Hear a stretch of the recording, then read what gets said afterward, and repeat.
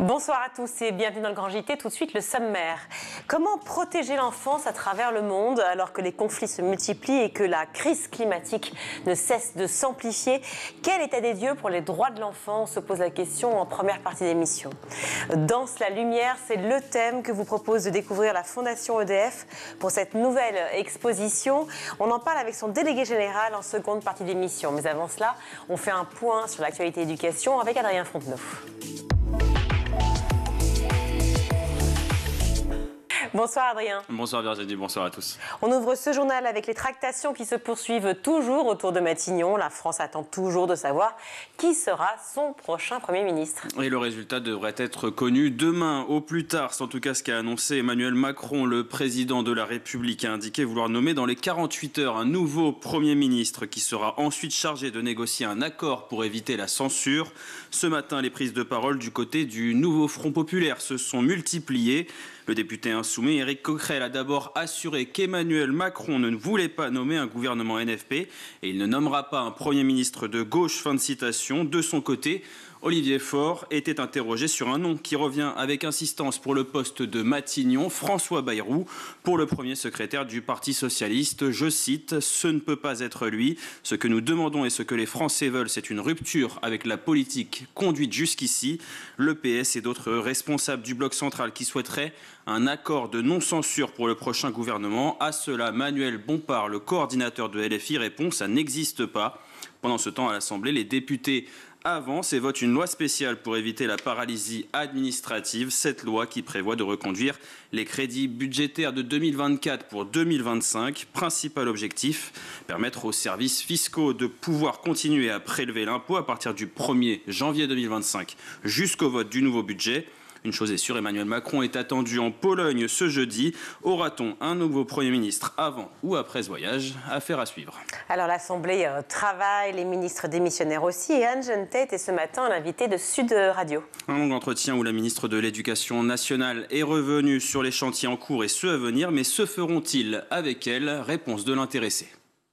Je suis au service de mon pays comme je l'ai toujours été depuis de nombreuses années, notamment depuis 2017. Je suis à la disposition du président de la République, c'est son choix et son seul choix qui compte. Non mais ça on l'a bien compris, mais aimeriez-vous rester ? C'est une belle maison dans laquelle il y a beaucoup de choses à faire et je note aussi que c'est une maison qui a besoin de stabilité, c'est certain. Une maison qui a besoin de stabilité. Anne Tait est bien placée pour le savoir, elle qui est la 4e ministre de l'Éducation nationale pour la seule année civile 2024, la 6e en 7 ans de présidence d'Emmanuel Macron. Je veux quand même souligner aussi que depuis 2017, d'abord, l'école est la priorité du président de la République. Il a impulsé ce souci, avec toujours des classes sans prof. Ce souci, il y en a très peu, il y en a encore et c'est toujours un drame. Un prof qui manque, c'est toujours un drame. Et nous recrutons constamment toute l'année. Avec également des 15%. Donc, les remplacements de courte durée s'améliorent constamment. On est passé de 5 à 15. Donc, mais oui, mais ça s'améliore, il faut les trouver les profs. Donc nous avons aussi besoin d'aller les chercher. Au salon de l'orientation, d'ailleurs, il y avait un grand stand de Devenez enseignant, et où j'ai rencontré notamment un enseignant qui était un reconverti cadre du secteur salarié, et qui était passionné, qui a souligné l'excellente qualité de l'accompagnement dont il a bénéficié pour pouvoir devenir enseignant. Moi j'en appelle à toutes ces personnes qui se posent des questions, 35-45 ans, qui ont envie de donner du sens à leur carrière. Devenez enseignant, il y a des belles choses à y faire. Alors, pour relancer l'attractivité du métier de professeur, il faudra un peu plus que des belles paroles. Cette année, 1900 postes sont ouverts pour devenir enseignants, selon la ministre. Concernant leur rémunération, Anne Tait dit avoir avancé sur la question. Quand on embauche un professeur, nous l'embauchons pour 40 ans. Donc il faut aussi avoir cette vision et cette lucidité. Oui, sauf qu'il y a dans nos écoles de plus en plus de contractuels, malheureusement, parce qu'il y a de moins en moins de candidats à l'enseignement. Nous avons un sujet d'attractivité des métiers, absolument, c'est un sujet majeur. Qui comporte plusieurs composantes. La rémunération, sur laquelle nous avons beaucoup bougé. Le président de la République avait demandé que nous les augmentions de 10%. Nous sommes allés au-delà, ils ont été augmentés de 11%. Ce qui fait que les débuts de carrière aujourd'hui, vous n'avez pas un enseignant qui démarre aujourd'hui sa carrière comme titulaire en dessous de 2100 € net par mois. C'est la réalité. Ensuite, avec un ensemble de moyens qui permettent d'augmenter encore la rémunération. Nous avons travaillé sur les fins de carrière qui leur permettent de partir en retraite dans de bonnes conditions.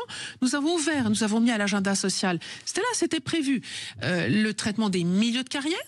parce qu'il y a encore une progression à améliorer. Ça, c'est le côté rémunération. Mais il y a aussi les conditions d'exercice du métier.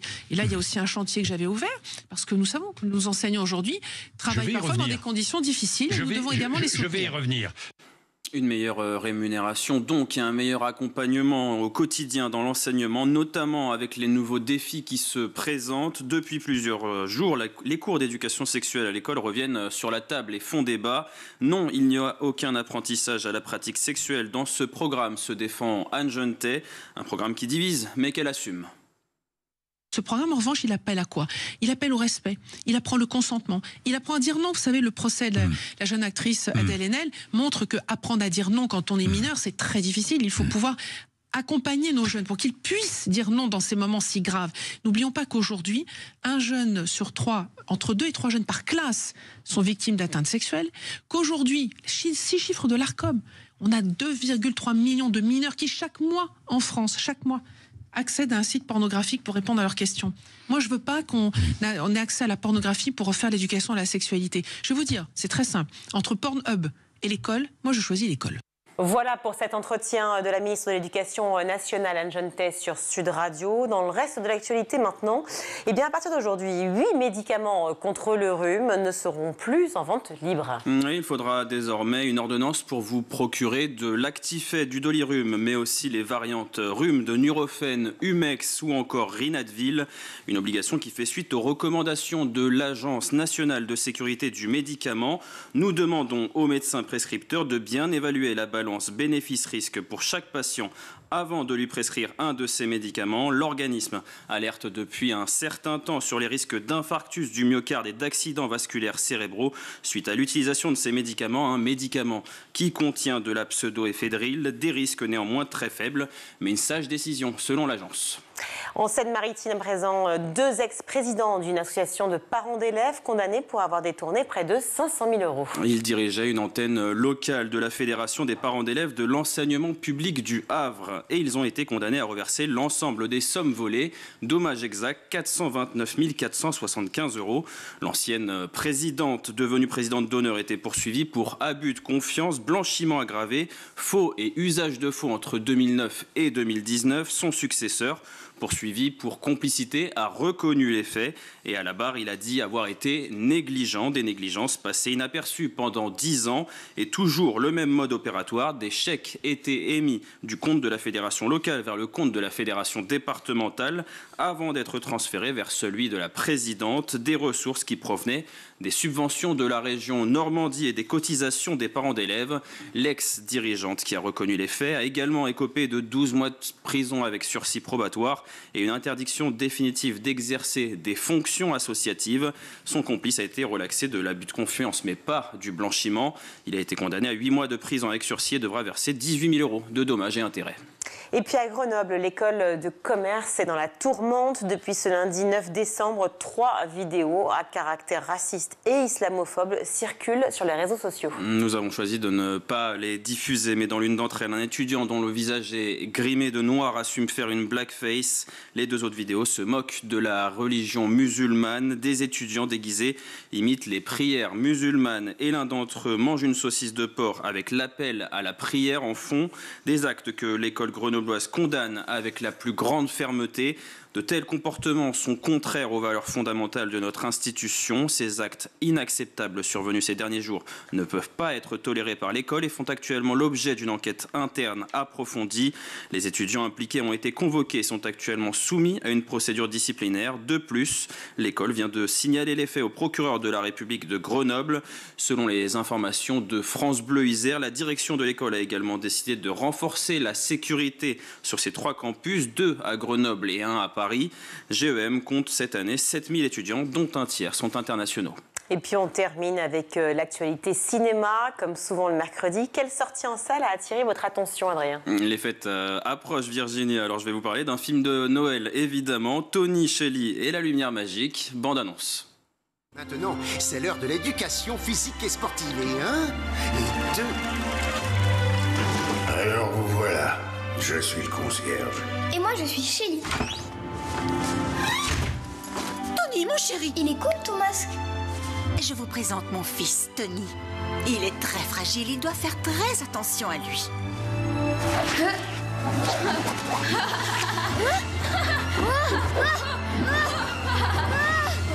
Tu as un don unique, mais tu restes enfermé ici, attaché à une corde.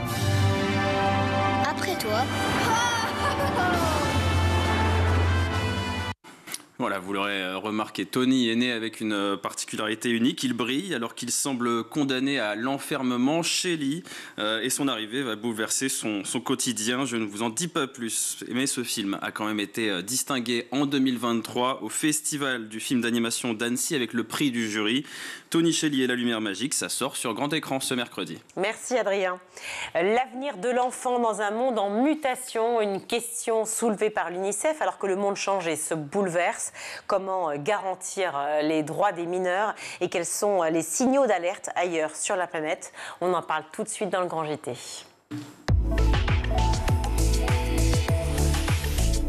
Et pour en parler, je suis ravie d'accueillir sur ce plateau Maëva Sou, Andriana Ivoiri. Bonjour. Bonjour. Merci beaucoup d'être avec nous. Vous êtes chargée de programme et de plaidoyer international UNICEF.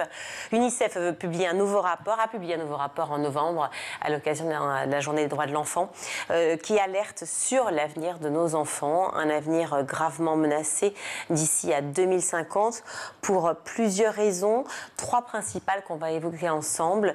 Vous faites l'analyse des 3 grands thèmes qui amèneront donc ces droits de l'enfant à être malmenés. Le premier, c'est l'évolution démographique. Étendre les services dédiés à l'enfance pour certains pays et de l'autre côté faire face à une société vieillissante de l'autre. Comment va-t-on faire ? Alors oui, c'est exact. Il y aura des évolutions démographiques. Donc d'ici à 2050, il y aura environ 2,3 milliards d'enfants qui seront sur la planète.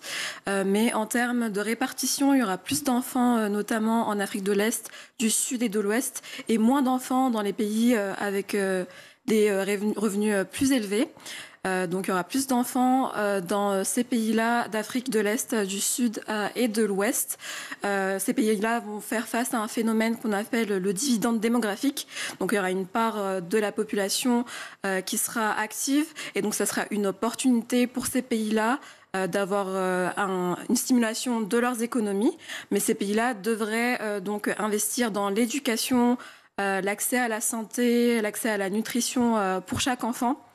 Dès maintenant et d'ici à 2050 pour assurer en fait de profiter de cette dividende démographique. Quant aux pays dits à revenus élevés, maintenant, ils vont faire face au vieillissement de leur population. Et donc ces pays-là vont devoir faire face au vieillissement de la population, donc prendre en compte les besoins de cette population vieillissante, mais également en face toujours prendre en compte les droits des enfants et donc continuer à investir dans les services essentiels pour les droits de l'enfant. Et donc l'UNICEF recommande peu importe en fait la part d'enfants dans un pays donné, de toujours faire des droits de l'enfant une priorité. Oui, ce qui n'est vraiment pas le cas depuis longtemps, on le voit. On va parler effectivement davantage de cette chute démographique dont on a beaucoup parlé ici en France, évidemment, et qui a fait débat, mais partout dans le monde. Quelles conséquences pour les droits de l'enfant, une chute démographique pour un pays? Ça veut dire moins d'investissement, vous l'avez dit, effectivement. Oui, en fait, c'est un risque de moins d'investissement dans les espaces qui sont adaptés aux enfants, par exemple, ou dans les politiques qui concernent l'enfance dans les pays où la population est plus vieillissante, parce qu'en face, il y aura plus d'investissement pour la part de la population, justement, qui est plus vieillissante. Mais l'UNICEF recommande vraiment de faire toujours des droits de l'enfant une priorité, peu importe la part d'enfants qu'il y a dans un pays donné. Là, aujourd'hui, on le voit, par exemple, si on prend l'exemple de la France, dans lequel on est, on voit bien que cette baisse de natalité fait qu'on fait des choix où on va réduire le nombre de classes, réduire le nombre de professeurs, entasser davantage encore les enfants existants dans les classes. C'est aussi ce qui risque de se passer dans les pays, justement, dont on dit qu'ils sont riches, dont on dit qu'effectivement, la baisse de natalité est là et la population est davantage vieillissante. Oui, c'est ça, en effet, ce que le rapport nous dit, c'est que dans les pays à haut revenu, c'est à ce risque-là qu'on fait face. Alors que dans les pays qui sont actuellement dits en développement, c'est le contraire. S'ils investissent dès maintenant dans les systèmes d'éducation, la santé, il y aurait une stimulation économique parce que la part de la population active qui pourrait soutenir l'économie va être grandissante. Ça veut dire aussi moins d'investissement. Je reparle encore des pays donc à haut revenu qui vivent cette chute démographique. Moins d'investissement aussi dans la formation des enseignants, moins d'investissement aussi dans la création d'emplois l'emploi pour la jeunesse? Ça pourrait être ça. Donc maintenant, le rapport de l'UNICEF, il examine 3 scénarios. Donc un scénario de statu quo. Si on continue à agir comme on le fait maintenant, qu'est-ce qui pourrait se passer? Un scénario de développement durable, inclusif et plus rapide.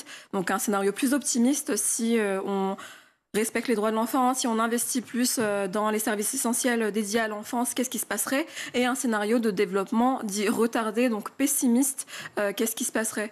Donc dans le scénario optimiste, donc celui qu'on souhaite tous, il y a plus d'investissements dans les droits de l'enfant partout dans le monde pour chaque enfant. Donc on observe que plus d'enfants ont accès à l'école, terminent l'école et ont accès ensuite à des emplois et qui viennent par ricochet stimuler en fait les économies. On parlait évidemment de démographie et d'évolution démographique. On voit bien qu'il y a une hausse d'un côté, une chute de l'autre. La hausse démographique aussi, effectivement, il faut y faire face, bien qu'elle soit positive. Forcément, ça veut dire aussi des investissements massifs, ça veut dire de pouvoir gérer aussi l'accès aux soins, qui est très important, notamment aussi face à l'apprentissage. Oui, c'est ça. En face, on aura une augmentation donc, du nombre d'enfants dans des pays où les services essentiels pour les enfants aujourd'hui n'arrivent déjà pas à suivre le nombre d'enfants qu'il y a. Et donc, on se heurte à ces défis-là de comment gérer au niveau de la santé, de la nutrition, on le voit partout dans le monde aujourd'hui, de l'éducation.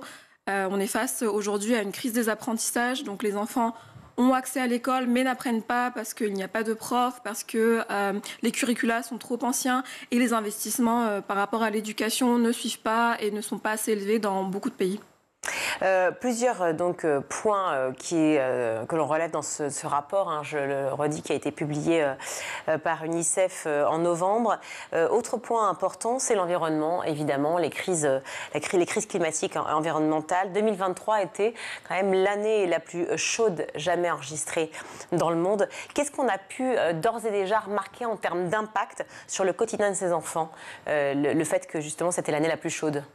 Oui, en effet, la crise climatique, c'est un enjeu majeur. Et la crise climatique, c'est une crise des droits de l'enfant. Parce qu'aujourd'hui, environ 1 milliard d'enfants en fait, vivent dans des zones à risque climatique. Et d'ici 2050, 8 fois plus d'enfants en fait, vont vivre des vagues de chaleur extrêmes. En 2023, on l'a déjà vu sur l'effet sur la vie des enfants. Donc, il y a eu, depuis 2022, il y a plus de 400 millions d'enfants qui ont dû arrêter l'école parce que leurs établissements étaient endommagés à cause des pluies, de catastrophes, d'orages, d'inondations, des enfants qui ont dû être déplacés, donc 62,1 millions d'enfants qui ont dû être déplacés à cause de catastrophes naturelles, que ce soit en Inde, aux États-Unis, aux Philippines. Donc c'est pas seulement dans les pays dits en développement, c'est absolument partout dans le monde que la crise climatique est une crise des droits de l'enfant. On le voit aussi, pas mal de crises nutritionnelles sont aussi d'origine climatique. Donc il y a tous ces effets-là d'ores et déjà sur les droits de l'enfant. Et d'ici à 2050, comme je l'ai dit, si on n'est pas sur le scénario optimiste, il y aura de plus en plus d'enfants qui vivront dans des zones à risque climatique et qui vivront ces catastrophes-là, qui n'auront pas accès à l'école, qui n'auront pas accès à des soins de santé, parce que les crises climatiques affectent aussi leur santé. Il y a de plus en plus de maladies qui se développent avec les chaleurs extrêmes, les pluies. Et donc, c'est vraiment une crise des droits de l'enfant aujourd'hui. Maevasu, Adriana Ivoeri, quand vous parlez effectivement de cet impact terrible effectivement des crises environnementales, la première conséquence à laquelle on pense évidemment, c'est l'accès à l'eau potable. L'accès à l'eau potable, c'est une raison sanitaire, bien entendu, c'est une question de survie, mais c'est une question aussi de soins, d'apprentissage. Ça touche toutes la vie d'un enfant. Oui, l'accès à l'eau potable, ça touche toute la vie d'un enfant. Lorsqu'un enfant n'a pas accès à une eau potable, il y a des problèmes au niveau de sa nutrition. Il ne peut pas bien grandir. Au niveau des écoles, lorsque les enfants n'ont pas accès à l'eau, ils n'ont pas accès à l'hygiène, à l'assainissement. Notamment les filles, par exemple, quand elles n'ont pas accès à l'eau au niveau des écoles, il y a des problèmes au niveau de la gestion de l'hygiène menstruelle, ce qui fait que ça peut interrompre leur cycle scolaire. Donc il y a en effet pas mal de choses qui sont directement affectées par l'accès à l'eau dans la vie des enfants. L'exposition aux maladies, évidemment, est une des premières raisons aussi. Oui, évidemment, l'exposition aux maladies et même guérir d'une maladie, si on n'a pas accès à l'eau potable, c'est très compliqué. Vous l'avez dit aussi, ces crises climatiques, c'est un accès plus restreint à l'éducation. Vous avez cité un chiffre, je ne sais plus, 62 millions d'enfants qui n'ont pas eu accès aux établissements scolaires pour ces raisons-là. Que montre le rapport là-dessus? Ça veut dire une vraie chute des apprentissages réels pour ces enfants? Alors, 400 millions d'enfants depuis 2022, en fait, ont vu leur établissement scolaire endommagé à cause de catastrophes liées aux aléas naturels. Et donc, quand les enfants n'ont pas accès en fait à l'apprentissage en présentiel, on voit leurs résultats chuter directement, même s'ils ont accès parfois à des alternatives d'apprentissage en ligne. Donc, on le voit dans la chute depuis, en fait, avec la pandémie, par exemple. On a vu qu'aujourd'hui, 2/3 des enfants ne savent pas lire ni écrire une phrase simple. Donc, ils ne peuvent pas la comprendre, la lire. Et c'est ce qu'on appelle la crise des apprentissages, en fait. Et on voit dans le scénario qui est pessimiste qu'avec toutes les crises qui se rejoignent, en fait, la crise climatique, les conflits, tout ça, ça vient exacerber cette crise des apprentissages. Une crise d'apprentissage qui, en plus, a un effet évident sur la croissance économique des pays. Oui, la crise des apprentissages qui a directement un effet sur la croissance des pays, parce que si les enfants n'ont pas accès, ne peuvent pas apprendre les compétences de base, ça va de soi qu'ils ne pourront pas apprendre des compétences plus au-dessus. Donc souvent, les enfants qui ne savent pas lire ni écrire à partir d'un certain âge vont très vite abandonner l'école. Et ne pourront pas aller au-dessus, n'auront pas accès à des opportunités d'emploi. Et par ricochet, en fait, ça va venir faire chuter l'économie d'un pays. Une des préconisations de l'UNICEF, notamment d'ailleurs, est d'investir en faveur de l'éducation au changement climatique pour donner aux enfants les moyens de bâtir un avenir durable. Ça veut dire quoi, d'investir en faveur de l'éducation au changement climatique? Ça veut dire aussi une formation de tous les enseignants, de tous les chefs d'établissement, de prendre en compte cela avant même d'avoir un projet pour l'établissement? Oui, c'est ça. En fait, ce rapport a 3 recommandations générales. Donc, investir dans l'éducation et les services essentiels en général, donc l'école en général, les services de santé, de nutrition, et investir dans la résilience climatique. Donc, investir dans la résilience des infrastructures, donc faire en sorte que les écoles puissent résister aux inondations, par exemple, ou autres catastrophes liées aux aléas naturels. Et ensuite, investir dans l'éducation au changement climatique, dans la formation des professeurs, mettre à jour tous les curricula scolaires pour qu'ils aient une composante sur l'éducation au changement climatique. Aujourd'hui, il y a 50% des jeunes dans le monde qui se disent qu'ils ne comprennent pas le changement climatique et ne savent pas comment agir face au changement climatique. Et aussi investir dans des politiques publiques qui prennent en compte en fait le changement climatique. D'investir aussi dans les énergies renouvelables et de promouvoir des solutions visant à réduire les émissions de 43% d'ici à 2030. Alors évidemment, c'est un souhait que l'on a tous, mais on voit bien à quel point c'est difficile déjà en France de le faire. Comment l'UNICEF peut pousser chaque pays, chaque politique finalement, à prendre cela en compte? Alors à l'UNICEF, on a des programmes sur le terrain qui déjà font du plaidoyer pour que chaque pays investisse dans les énergies renouvelables. On a par exemple des projets d'écoles résilientes sur le terrain, par exemple en Bolivie, qui investissent déjà dans la résilience des infrastructures scolaires, par exemple en construisant des latrines qui sont résilientes au changement climatique, des salles de classe qui sont résilientes au changement climatique, et des écoles qui sont résilientes parce que l'électricité est générée par exemple des plaques solaires, ce type d'énergie renouvelable là. Et dans les curricula scolaires, le changement climatique est déjà pris en compte et les politiques publiques prennent déjà en compte en fait le changement climatique. Donc à travers ces initiatives-là, on montre qu'il y a des exemples qui fonctionnent sur le terrain et que c'est des exemples qu'on pourrait répliquer à l'échelle de la France ou tout autre pays. On parle de pollution, évidemment, on parle de pollution des terres, donc ça joue sur la nutrition, c'est certain, ça se joue pour nos agriculteurs, bien entendu. Quand je dis nous, je parle dans le monde entier. Ça joue aussi, bien sûr, sur l'apprentissage de nos enfants, encore une fois, cette pollution. Les maux de tête, le fait d'avoir des problèmes de bronches, des problèmes de maladies chroniques pour ces enfants qui ne peuvent plus donc du coup se rendre à l'école. Oui, c'est ça. Aussi, la pollution, que ce soit de l'air, de l'eau ou de la terre, ça vient vraiment réduire le bien-être des enfants et ils ne peuvent pas aller à l'école, mais ne peuvent pas non plus faire d'autres activités très classiques d'un enfant comme jouer. Mais en effet, les apprentissages sont interrompues souvent par l'état de santé des enfants. À l'UNICEF, on fait notamment du travail sur tout ce qui est pollution de l'air, lutte contre la pollution de l'air. Je peux vous donner toujours l'exemple de la Bolivie où en ce moment il y a des feux de forêt. Et donc toutes ces fumées-là arrivent jusque dans les écoles et interrompent l'apprentissage des enfants. Mais là, l'UNICEF a mis un programme en place avec des filtres, toujours dans le cadre des écoles résilientes au changement climatique pour que les enfants puissent continuer en fait à apprendre. Autre point très important, la technologie.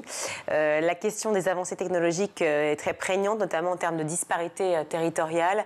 Est-ce que le fossé est toujours aussi important en fonction des pays, que ce soit l'hémisphère nord ou sud? Est-ce que le fossé est toujours aussi marqué? Oui, le fossé est toujours aussi marqué parce que, par exemple, dans ce qu'on appellerait l'hémisphère nord, quasiment 95% des personnes sont connectées. Oui. Dans les pays dits en développement, beaucoup de pays aujourd'hui n'ont pas accès. Il n'y a pas un accès universel à l'électricité, par exemple. Et pour être connecté, il faut nécessairement avoir accès à l'électricité.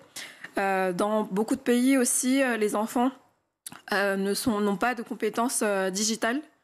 N'ont pas accès non plus aux infrastructures digitales pour pouvoir avoir accès aux technologies connectées. Et pourtant, les technologies, aujourd'hui, elles améliorent déjà et pourraient améliorer davantage le bien-être des enfants, notamment pour l'apprentissage. Comme je l'ai dit, on l'a vu pendant la pandémie, que les enfants ont pu continuer à apprendre grâce aux technologies connectées. Il y a aussi ce qu'on appelle les neurotechnologies, d'autres technologies comme l'intelligence artificielle qui pourraient aussi améliorer l'avenir des enfants. Mais aujourd'hui, il faut qu'on ait une approche tournée vers les droits de l'enfant pour pouvoir protéger aussi les enfants de ces nouvelles technologies, parce qu'il peut y avoir aussi des risques liés à ces technologies, même si elles sont porteuses d'opportunités pour beaucoup. Oui, les risques, évidemment, on les connaît, surtout en France, on en a beaucoup parlé, bien entendu, des problèmes des réseaux sociaux, des GAFA et autres. Vous avez cité d'ailleurs le harcèlement scolaire, il y a bien sûr beaucoup de drames que l'on voit aujourd'hui et dont on parle. Cette problématique aussi de ne pas avoir accès aux outils numériques, et vous le citez dans ce rapport, c'est surtout de ne pas les maîtriser et de ne pas avoir une possibilité de proposer un avenir professionnel pour ces jeunes qui, en fait, on le sait, tous les métiers d'ici à 2030, donc c'est très tôt, c'est dans 6 ans, seront à 85% sur le numérique. Oui, en effet, les enfants, notamment dans les pays en développement, n'ont pas accès aux compétences digitales. Donc aujourd'hui, l'UNICEF en fait appelle à assurer l'égalité et la sécurité numérique. Donc pour voir ces enfants-là avec des compétences numériques pour qu'ils puissent mieux naviguer dans des espaces qui sont de plus en plus connectés, dans des espaces de plus en plus digitaux. Et il y a beaucoup de programmes de l'UNICEF qui vont dans ce sens-là, pour permettre aux enfants d'avoir des compétences digitales, et notamment les filles qui sont encore plus délaissées sur ce volet-là. Les facteurs socio-économiques aussi qui éloignent évidemment les jeunes d'un avenir professionnel, mais aussi les facteurs liés au genre. Oui. Comme je l'ai dit, les filles sont encore plus éloignées, donc elles sont éloignées déjà dans les pays dits à haut revenu. Mais dans les pays en développement, elles le sont encore plus à cause des facteurs socio-économiques, parce que déjà elles ont moins accès à l'école et aussi elles sont moins encouragées à aller vers ces filières-là. C'est vrai qu'on parle souvent du point négatif des avancées technologiques. L'intelligence artificielle est là, on le sait. Il y a des points aussi positifs. Peut-être que là-dessus, l'IA peut aussi avoir un effet positif sur l'égalité des sexes, des genres. Je pense que l'IA pourrait avoir des effets positifs. Aujourd'hui, l'UNICEF a des programmes sur le digital, et notamment pour mieux accompagner les filles. Déjà qu'elles comprennent ce de quoi on parle et qu'elles aient les compétences vraiment de base concernant le digital. L'accessibilité aux enfants en situation de handicap, l'accessibilité aux soins, on l'a dit, le médical, les soins sont très liés à l'éducation, bien évidemment. Ça aussi, c'est un des points sur lesquels le rapport se penche. Oui, sur le lien entre technologie, éducation, mais aussi neurotechnologie, comme on a dit, qui pourrait améliorer aussi les soins pour les enfants, les nouvelles technologies qui pourraient aider aussi à développer des vaccins, de nouveaux vaccins pour les enfants, et qui pourraient aider à à justement développer des vaccins contre des maladies qui pourraient arriver dans l'avenir, notamment vu le changement climatique, les effets néfastes du changement climatique qui arrivent. Le titre, c'est d'ici 2025, cet avenir dont on parle des enfants pour 2025, c'est demain. Quand on voit la durée des mandats des dirigeants aujourd'hui dans certaines actions ou inaction, il faut voir, peut causer de gros dégâts sur le monde que l'on s'apprête à léguer. Construire un avenir meilleur est-il encore possible selon vous ? Oui, construire un avenir meilleur est toujours possible. Nous, aujourd'hui, à l'UNICEF, on recommande de toujours s'appuyer sur la Convention internationale des droits de l'enfant. Donc toujours se rappeler de ce traité, en fait, c'est le traité international le plus ratifié au monde, et de se rappeler les 4 principes généraux qui guident la Convention internationale des droits de l'enfant. Donc le principe de non-discrimination, le principe de l'intérêt supérieur de l'enfant, le principe du droit à la vie, à la survie et au développement de l'enfant, et aussi la prise en compte de l'opinion des enfants dans les politiques qui sont faites. Donc le droit à la non-discrimination, donc chaque enfant, peu importe sa situation, que ce soit une fille, un garçon, un enfant en situation de handicap, un enfant réfugié, a le droit de voir ses droits réalisés. Le principe de l'intérêt supérieur de l'enfant, donc toutes les décisions des gouvernements, des dirigeants devraient être dirigés dans l'intérêt supérieur de l'enfant, et le droit à la vie, à la survie et au développement dans toutes les sphères, que ce soit physique, émotionnel pour l'enfant, et comme je l'ai dit, la prise en compte de l'opinion de l'enfant, donc dans les politiques publiques. L'opinion de l'enfant, vous le proposez que d'ailleurs, vous les invitez même à écrire des lettres décrivant le monde qu'ils souhaiteraient voir en 2050. Comment ont-ils réagi ? On a eu en effet cette initiative pour Mon monde de demain, pour que les enfants écrivent un petit peu le monde qu'ils voudraient voir demain, mais on leur demande aussi de participer à l'UNICEF au plaidoyer en général, donc aller parler aux dirigeants. Notamment, ce rapport-là a été basé sur la participation aussi de jeunes et d'enfants. Il est basé sur des sondages qui a été réalisé via un outil qui s'appelle YouReport à l'UNICEF. Il y a aussi un groupe de jeunes qui a accompagné les chercheurs et les experts de l'UNICEF à écrire ce rapport. Donc on invite les jeunes justement à faire entendre leur voix et on les accompagne à faire cela. Ils arrivent à se projeter via ces lettres-là ? Oui, ils ont de l'espoir en fait, ces jeunes-là. Donc ils arrivent à se projeter dans leur monde de demain. Bon, eh bien, tant mieux. Merci beaucoup d'être venu sur ce plateau, Maëva Sou, Andriana Ivoeri, chargée de programme et de plaidoyer international UNICEF. Merci 1000 fois. Merci à vous. On va marquer une courte pause et on se retrouve tout de suite dans le Grand JT.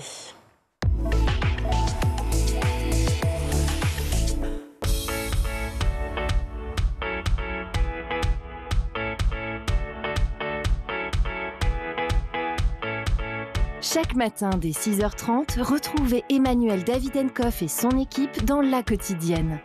En compagnie d'un invité fil rouge, il vous donne des clés de compréhension et des conseils pratiques en matière d'éducation et de parentalité.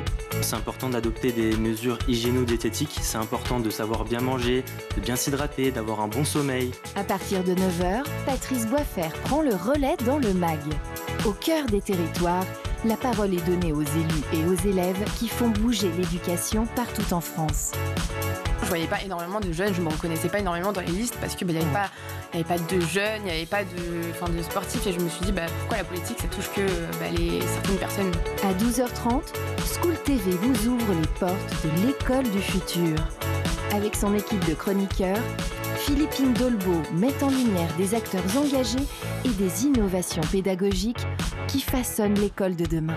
L'usage qu'on peut faire d'un téléphone et celui d'un ordinateur est complètement différent. Sur l'ordinateur, on parle bien d'un usage pédagogique. Pour le cours, le téléphone, on aborde plutôt la question des réseaux sociaux et je ne pense pas que les enseignants prônent d'utiliser TikTok ou YouTube. Tous les soirs à 20h30, dans le grand JT de l'éducation, Virginie Guillaume fait le point sur l'actualité du jour. Politiques et acteurs de l'éducation se questionnent sur l'avenir de nos enfants à l'école. Le double objectif de tout ce que nous avons fait, qui est la boussole de toute l'action, c'était 2 objectifs que j'affichais toujours, c'est-à-dire 1, hausser le niveau général des enfants de France, 2°, baisser les inégalités, donc rapprocher les plus défavorisés du reste du groupe et que tout cela monte, ce que j'appelle parfois niveler par le haut. Chaque samedi et chaque dimanche, Malika Ménard reçoit une personnalité qui raconte ses souvenirs d'écolier et dévoile sa vision de l'école d'aujourd'hui et de demain. L'amour devrait être enseigné à l'école, l'empathie devrait être enseignée à l'école, la vraie éducation civique, l'amour de l'autre, l'amour des plantes, le respect de l'environnement profond, l'alimentation vraie, ça devrait être enseigné à l'école. School TV, imaginons ensemble l'école de demain.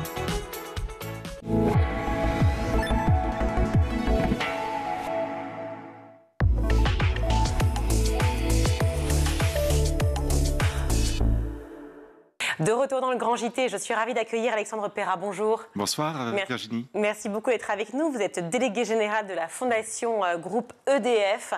Pourquoi avoir choisi d'y associer la danse et la lumière? Puisque l'exposition dont on va parler, Danse la lumière, est actuellement à la Fondation EDF jusqu'au 31 janvier, c'est ça? C'est ça, oui, jusqu'à la fin du mois de janvier. Vous avez associé danse et la lumière. Alors, en fait, corps. Exactement. C'était l'idée de redonner de la place au corps et notamment en dialogue avec des œuvres d'art plastique qui sont issues de la collection EDF, acquise depuis maintenant bientôt 40 ans, en lien avec la lumière puisque c'est un peu le cœur de métier de l'entreprise. Et donc on présente pour la première fois cette collection avec des œuvres majeures, comme celle de Raoul Dufy par exemple, qui nous ramène dans les années 30, mais on voulait lui donner corps et pour ça faire dialoguer avec une autre forme d'art vivant, en l'occurrence la danse.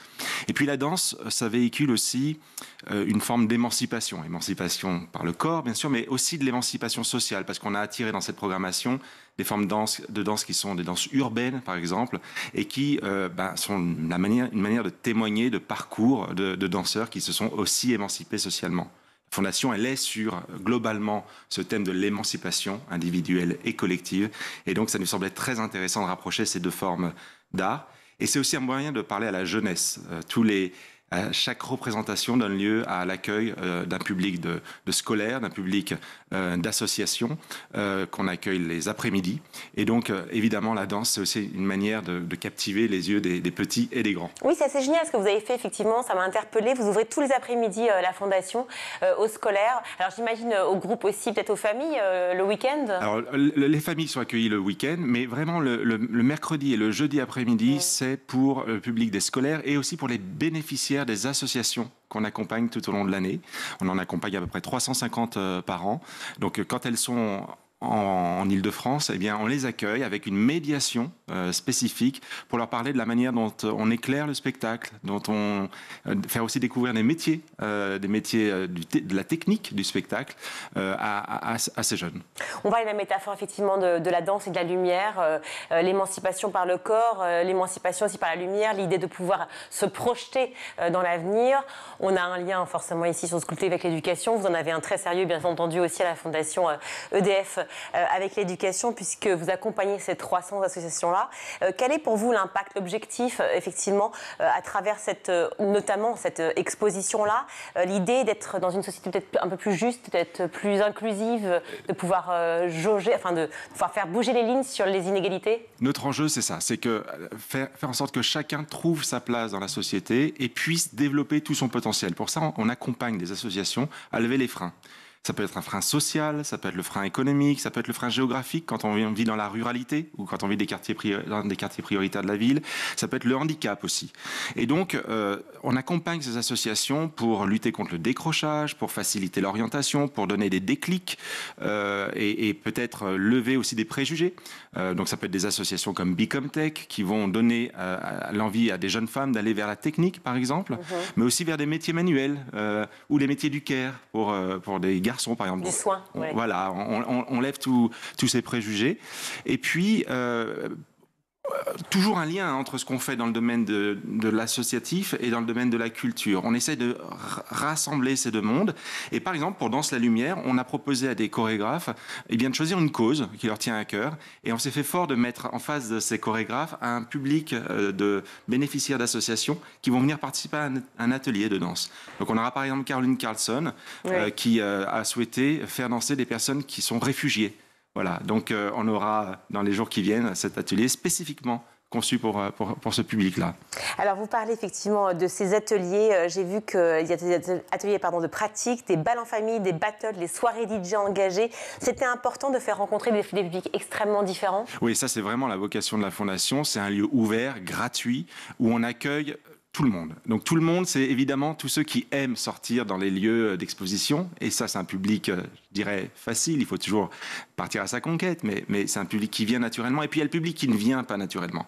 Et c'est là qu'on met en place un véritable effort de médiation culturelle, un effort de communication aussi, pour les amener vers une offre qui doit aussi leur plaire. Alors effectivement, on a développé aussi tout un programme de battle qui nous permet de nous adresser à un public plus jeune avec ses codes. Et donc des battles de hip-hop, des battles de breakdance, et puis des soirées engagées où des collectifs viennent mixer de la musique, mais aussi des publics, puisqu'on invite à la fois le grand public et le public des associations à venir danser ensemble, sous la lumière, dans la lumière, pour une bonne cause, puisque tous les bénéfices de la soirée sont reversés à des associations.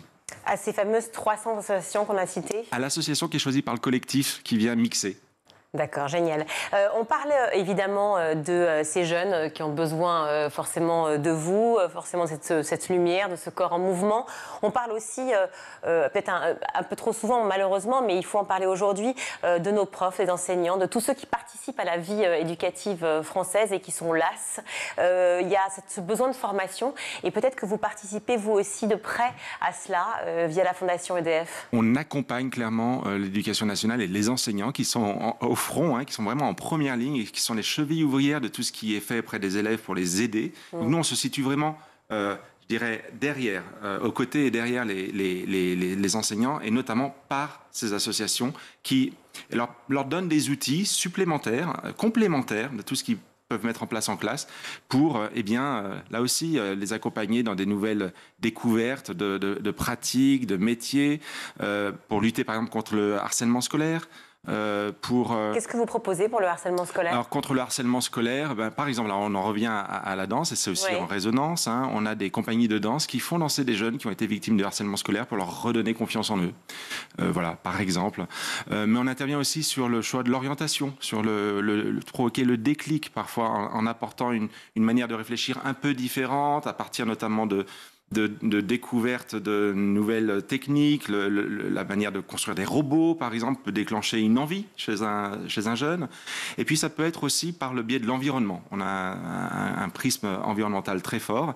Et donc avec le projet Imagine, par exemple, on permet à des associations d'accompagner un enseignant pour réaliser un projet en classe en lien avec l'environnement. Et là, peut-être susciter aussi des vocations. Voilà. Susciter des vocations, puis répondre aussi à beaucoup de questions, d'interrogations sur l'apport écologique, sur la sensibilisation, effectivement, à l'écologie, à l'environnement de la fondation du groupe EDF. Comment vous répondez justement à ces jeunes? On ne va peut-être pas faire un exposé de 2 heures, une conférence là-dessus maintenant, mais on n'a pas le temps malheureusement. Mais comment aussi les inciter à avoir confiance aussi en ce que vous faites pour la société? Alors je dirais qu'on n'est pas très visible du point de vue des jeunes. C'est les associations qui font un travail absolument remarquable et nous on les soutient. Et c'est là qu'est notre vocation. Et ce travail, il peut prendre différentes formes. On travaille par exemple beaucoup sur le lien entre la famille et l'école. On a remarqué que, on sait, les rapports le disent, qu'une famille engagée à l'école, c'est une famille dans laquelle l'enfant réussira mieux à l'école. Et par exemple par le sport également, on a un partenariat avec une association qui s'appelle l'école des 15 et qui signe un contrat entre l'école, la famille et l'enfant pour développer une pratique du rugby.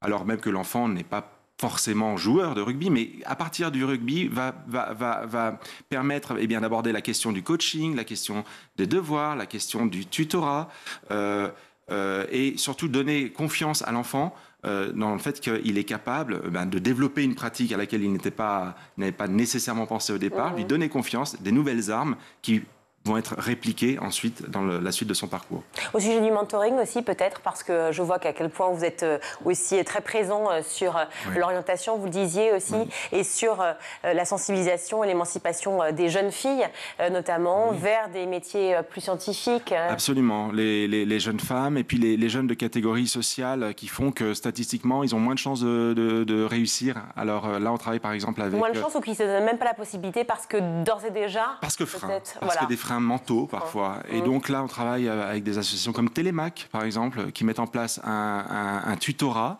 avec des figures modèles qui vont accompagner des jeunes qui ont été détectés par les enseignants parce qu'ils ont un potentiel, mais qui risquent d'être sous-développés et qui vont être accompagnés pendant tout leur parcours scolaire, c'est sur plusieurs années. Et ce qu'on remarque, c'est qu'à la fin de leur parcours scolaire, ces jeunes qui étaient censés statistiquement réussir moins bien que la moyenne, réussissent mieux que la moyenne, in fine. Voilà, ça, c'est vraiment des parcours qui sont formidables. Et là, on sent qu'on a une utilité sociale. Mais évidemment, vous l'avez, cette utilité sociale. Je reviens, pardon, c'est pas pour titiller, mais c'est juste pour bien comprendre l'importance aussi, lorsqu'on a une fondation et qu'on s'associe au groupe EDF, forcément, on parle de la lumière, on parle d'électricité, on parle de cette importance-là aujourd'hui.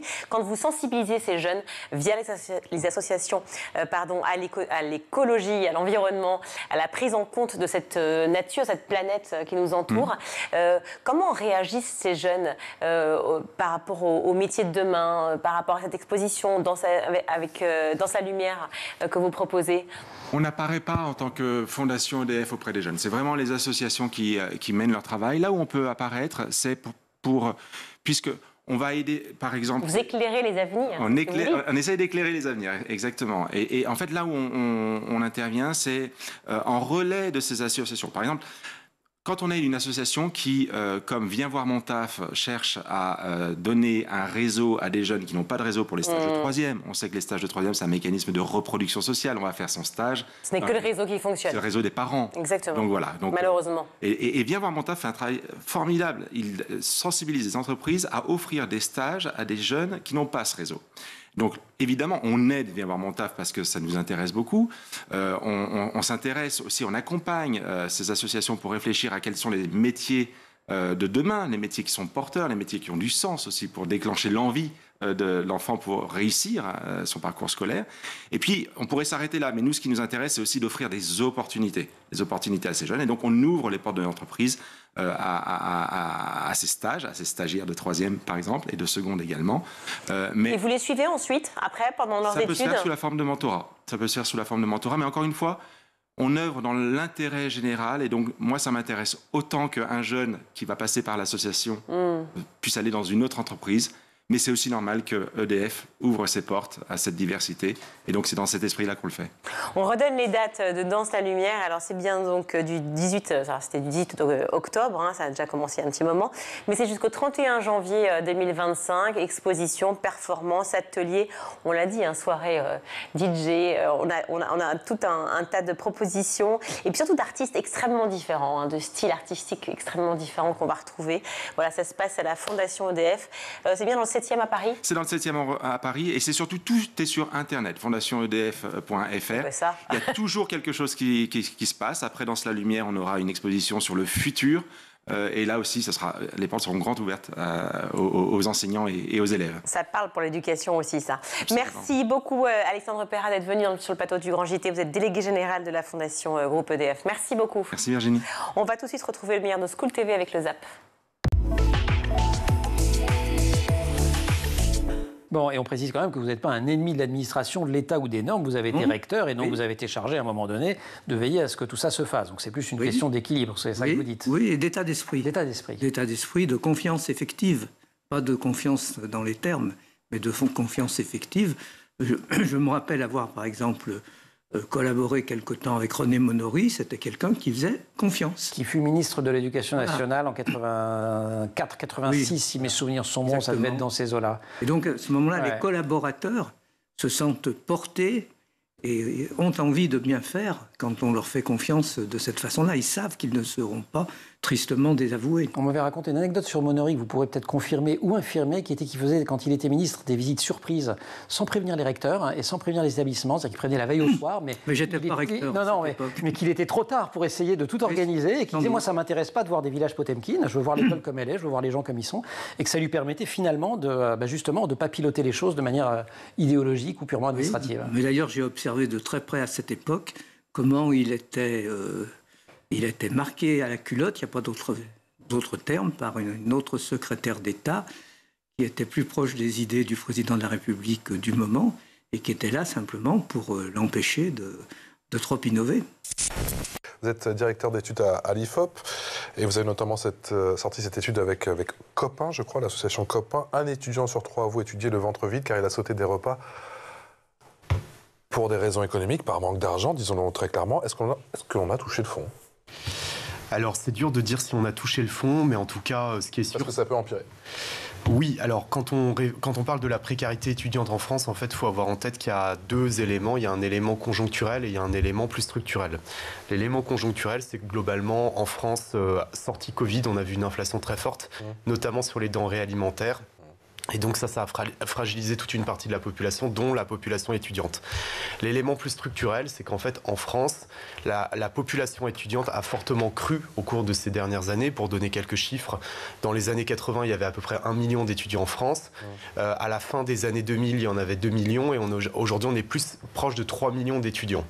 Avec un phénomène qui est la massification de l'accès à l'enseignement supérieur, du fait qu'il y a aussi beaucoup plus d'enfants issus des catégories populaires qui accèdent à l'enseignement supérieur, ce qui est une très bonne chose, mais qui fait que mécaniquement, dans cette population étudiante qui croît, on a aussi beaucoup plus de difficultés parce qu'il y a beaucoup plus d'étudiants pauvres qu'il n'y en avait dans les années 80, par exemple.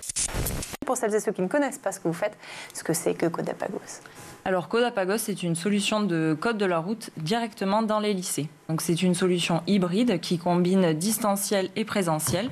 Une partie en distanciel où le jeune révise sur l'application Codapagos le code de la route et après, pendant les vacances, il se rend au lycée pour poser ses questions, revoir les sujets un petit peu complexes, le code de la route avec un moniteur diplômé d'une auto-école locale et partenaire. Donc ça se passe sur le temps extrascolaire, c'est ça? Exactement, pendant les vacances scolaires. Donc du lundi au jeudi, il révise avec un moniteur diplômé. Le vendredi, il passe l'examen et le samedi, il a le résultat. Et si tout va bien, il obtient le code. C'est super rapide. Exactement. C'est ça aussi, j'imagine, votre vraie différence par rapport aux autres manières de passer et d'apprendre son code? Exactement, il y a vraiment la partie distancielle qui permet de faire un travail en amont sur le code de la route et ne pas arriver sans rien connaître au code, et puis pouvoir poser ses questions lors de la semaine avec le moniteur.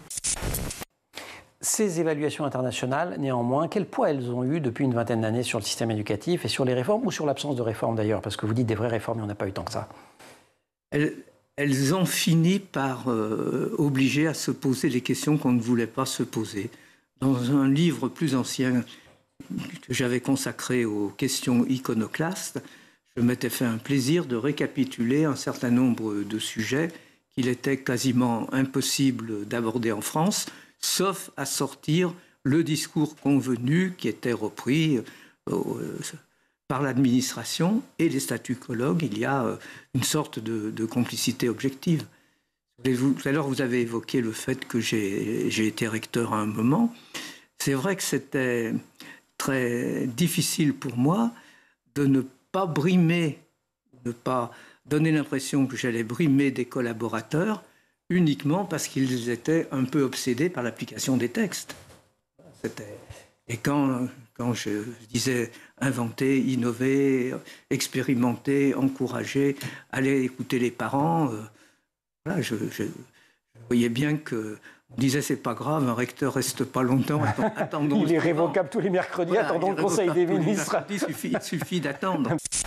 Quelle est la particularité de ces repas que vous distribuez, vous, à la Belle Gamelle? Parce que j'ai vu...